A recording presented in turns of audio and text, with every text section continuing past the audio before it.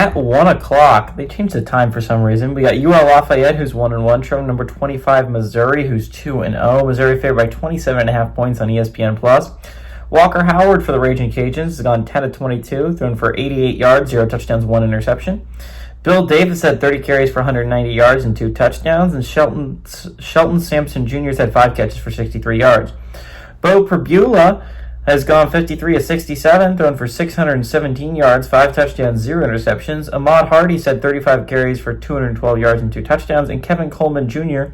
has had 16 catches for 174 yards and a touchdown. These two teams have never played, by the way. Missouri's coming off an absolutely massive win against Kansas. They were down by, I think, 15 at one point in that game. They stormed back. They beat a pretty good Kansas team. Like, that is not a nothing burger of a Kansas squad. That's a good Kansas squad. And that's going to be enough to get Missouri into the top 25. And again, Missouri was one of my sleeper picks, teams that were outside the top 25 that I think could make a college football playoff run. And I'll stand by that. I believed in Bo for a long time. I thought he was good at Penn State. And this might be the second time Penn State chose the wrong quarterback, which would be really funny. But no, Missouri looked good. They looked the part of a team that could compete for a college football playoff spot. They looked the part of a team that is going to be a very tough out this year. Now, they do currently have 5 games where they play top 25 opponents. South Carolina is the most notable, either next week or 2 weeks. I don't remember if there's a bye in between. It's their next game up. And that's going to be an absolutely massive game for both those teams. It's going to be a really big game for Missouri. If you want to get onto the stage, beating the South Carolina Gamecocks would be the way to do it.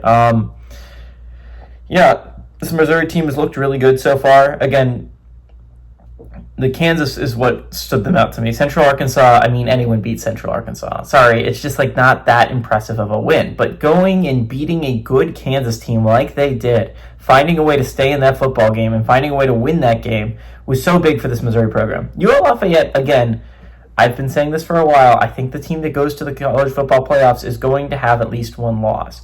What is going to differentiate some people is whether they have a Power 4 win or not. This is UL Lafayette's kind of opportunity, right? If it's now or never for the Raging Cajuns. You lose this game, you're kind of dead officially. You're pronounced dead. If you start 1-2, you just are not going to make the college football playoffs. I don't think a 2-loss team is going to go from the group of 5. Especially when they don't have a marquee Power 4 win. It's just not going to happen.